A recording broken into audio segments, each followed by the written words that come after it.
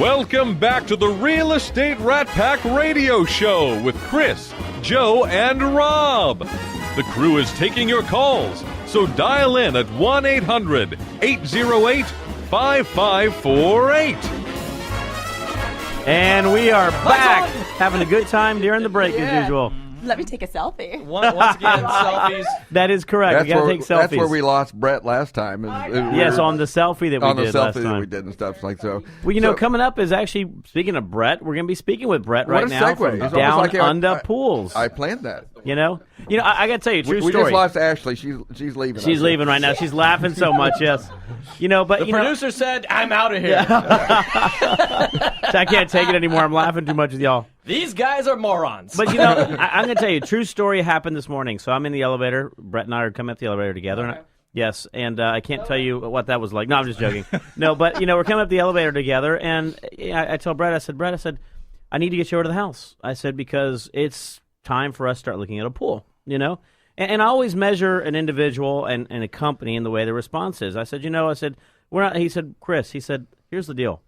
He said, I'd love to go over there and meet with you, and I'm going to go over there and meet with you. He said, but, you know, we're going to go over there and meet and right size and get what you want, because my wife has all these needs. You know, we don't want a pool that's too big, but a pool that's too small. We don't want to spend too much. We don't want to spend too little. We don't want to do this. We don't want to do that. And I'll tell you, the way he approached it to me was just incredible. Was like, you know what? We're going to go out there and and build something that's appropriate for you and your family and your home. And, you know, Bret, I appreciate that, because that's what we look for here. Right? You know, and individuals who are out there looking at pools right now, a lot of times they get individuals who go out there and say, oh, man, I built this pool for this person over here, and it looks this, and, you know, it's only cost you $90,000, and you've already taken the person out of the equation, because guess what? They might have been looking at $50,000. Yep. And so, you know, let us know a little bit about that approach that you do. I mean, I like that associated with you. Well, every situation is different. Everybody has a different budget. You know, a lot of people want to come in and say, well, look, you know, we really want the basics and just want something simple. And then when you sit down and start to go through, you know, some of the materials and that kind of thing that are available, you know, and what they're actually going to use it for, they usually end up finding out, well, you know, we don't want something simple. We want something else. So everybody is different. Right. So the approach is, let's go out there and sit down, have a really brief conversation and talk about what your needs, your likes, your dislikes are, and then we can go in there and start to formulate a design. It doesn't have to be Disney World in the backyard. Absolutely. It really doesn't. My kids would opt for Disney World in the backyard. My philosophy is keep it simple. If you keep it simple, it can be really very effective. It can be sophisticated. It can be fun. All of those things. And then approach it from a material standpoint. Color, tone, tint, texture, how we frame it with landscaping, keeping things really simple and effective. Also blending it in with the house. It's got to work it's the with KISS house. philosophy. Keep it simple, silly. Yes. Yeah. Exactly. Well, Yeah, the political yes, version. Kiss. yes. Ah. Yes. This is a KISS We just came up theory. with a new acronym. KISS. Not really. ING. Is it still a good time of year to be thinking about starting a pool? It really is. You know, some people think that because we come into winter that it's less expensive and all that kind of stuff. It isn't. The contractors charge us the same amount of money, summer or winter. Darn, I was counting on a 50% off. I was counting on like a 30% off for that time frame. Shot my math. He's giving you the eye. He's giving you the eye now. You better watch out. Once again, the evil eye. Please, Sam, I have some more. Yeah. Please, sir, can I have another? But typically people start thinking of pool. The weather's warming up. They said, let's build a pool now. usually what happens. They contract around March, April. They're ready to use it probably by June. Mm-hmm. And now here we are almost into August. And ideally, you know what? If you have the ability and you have the luxury, it's time to start thinking about getting a pool designed. If you're going to go into and really do in-depth design, and so that you can create the space, get movement around the space, is to do that sometime towards the end of summer. That way, your construction is going to be during the winter when it's not going to be used, and complete for the beginning of summer. I have a question. Yeah. So I'm glad you raised She your hand. She actually raised her hand in the studio. I did. Yes. I did. Okay. That makes about as much sense as our tuxes. Listen here. No. Okay. So when I know that over time you have to get everything gun nighted or whatever it is that you guys do, what's the Replastered. time frame? Replastered, There's no rule of thumb, and once again, this is another one of those things that is put out there, and people believe it, like interest rates and all, and what people got down the road. So, most pools in a bygone era were plastered with what they call white marble plaster, and it's exactly that. It's ground up white marble and marcite. Over a period of time, and that can vary. It's some people said you have to do it at the end of 3 years. Not necessarily true. There's still good quality. It's not going to crack and leak and go south on you. Usually, what happens due to water chemistry, because water chemistry is different everywhere, it will start to stain and etch. Okay. And so, how long does it take? You know what? It's how long's a piece of string. Some people who take very good care of their pool. 3.7 it might feet. be 7 years, 10 years. They might not have to. I personally, we don't use regular white marble. I know. I use all Pebble Tech or Yeah. Pebble Sheen. It's a registered trademark product, and there's only one out there with a bona fide 10-year warranty. And without going into massive detail about the construction of the product, it's far more robust. And I would go out on a limb and say that in most cases, you would never have to replaster your pool. Wow. What about? I'm raising my hand again. There she goes again. That's right. What about Pick the lady in blue. Lady in blue, please. We'll what go if- to the lady in blue. Your question, ma'am.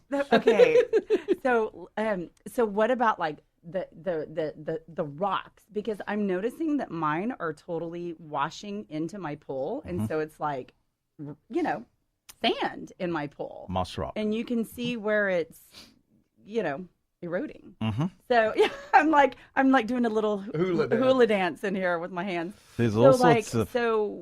I mean, I heard that there's something I can put on the rocks to like kind of treat them or something. You can use what they call a penetrating sealer. There's several different types in the marketplace out there, and there's in terms of cost, there's varying cost too, depending upon the complexity of the material that you buy.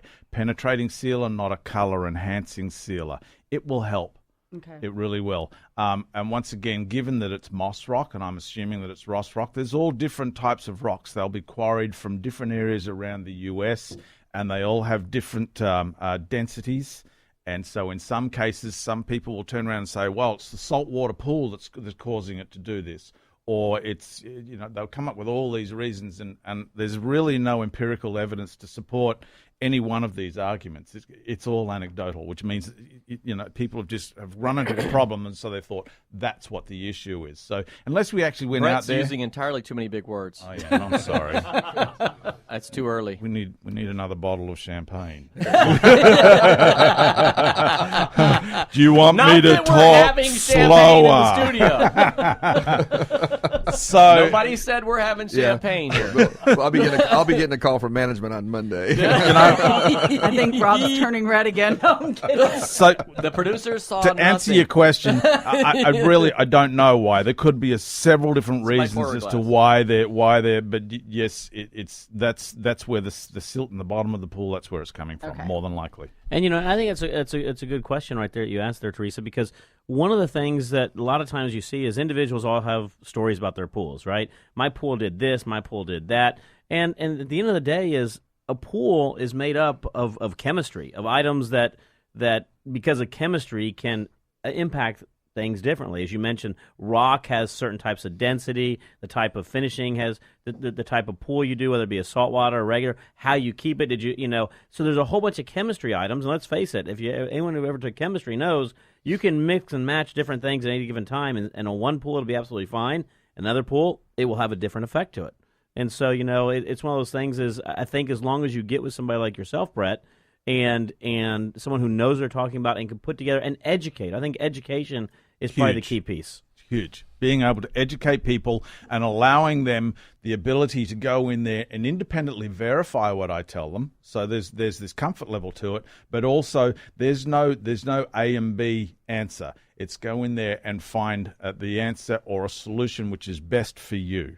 Right. And to avoid those kind of issues where the rock might be disintegrating and going into the pool, is there a preferred rock or outline? It depends deck? on the area. Unfortunately, I'm not a geologist, so do you know the exact type of stone? You need to do research, and each time I go out, the Well, I am materials doing that research. I'm asking you. this is my answer. The answer is I don't know, but you can go find out. You know, one of the things that you're seeing, Brett, obviously we talked about right now, I've always told everybody the best time to pull in a pool is when it's the best time for you. As you mentioned, in Houston, we've got great weather. We have weather 10 months out of the year. It's great weather that you could probably swim in, especially if it's a heated pool. And then, you maybe have 2 months in which you really can't do anything right there. But also you're seeing a lot of what you're doing is also the extension of the homes in reference to outdoor decks, in reference to outdoor kitchens. You're seeing a lot of those integrated into your pools. There's been a big spike. Right. And it's very popular right at the moment. People are spending a lot more time outdoors. And, our summers are quite brutal here. So nobody goes and spends time in the sun without shade. Right. So there are, we're doing patios, pergolas. In quite a few cases, when I'm designing a pool, we actually put cover over the spa. And so it means that if you have a party, at 1 o'clock on Sunday afternoon, you want to sit in the spa, you can. You've got some shade. Chris has got to be one of the only people I've ever heard to refer to Houston weather as great. Yeah, I love Houston weather. So do I. Yes, I think it's awesome. To me, it's incredible. It's great. I love Houston weather. Weeding out the weak. Yeah. It is. It is. Yeah. You know what? Hous's just a great place to be, period. I would agree. I would agree. I am a Texas Now it's a boy. great place to be, but weather-wise, it's great. And, I'm one of those. I remember I came from Mexico where it's a dry heat, and it's hot most of the year. In Houston, what I like about it, I like the humidity. I don't mind the humidity. My wife would talk differently about that because of her hair. But, which I think most ladies don't relate have that to issue, yes, do we? But we don't have that issue. But, Wait a what we minute, do wait a have an minute. issue is we're coming up against time again. We're coming up against another break. So, we want to hear from you. If you have a question, give us a call, 800-808-5540. If you want to hear from Teresa Kennedy. If you want to hear from Brett and all the great pools and decks that he has out there. And we're going to have the exciting world of slab fixing. And we're going to be talking with Slab Fixing. We're talking Could we about be more perma-pier Texan here on that? Foundation in a and couple pier of seconds. repairs. We're coming against the break right now, though, so stay tuned. We'll be right back. And that's a recipe for making love. It doesn't need sugar, cause it's already sweet. It doesn't need an oven, cause it's got a lot of heat.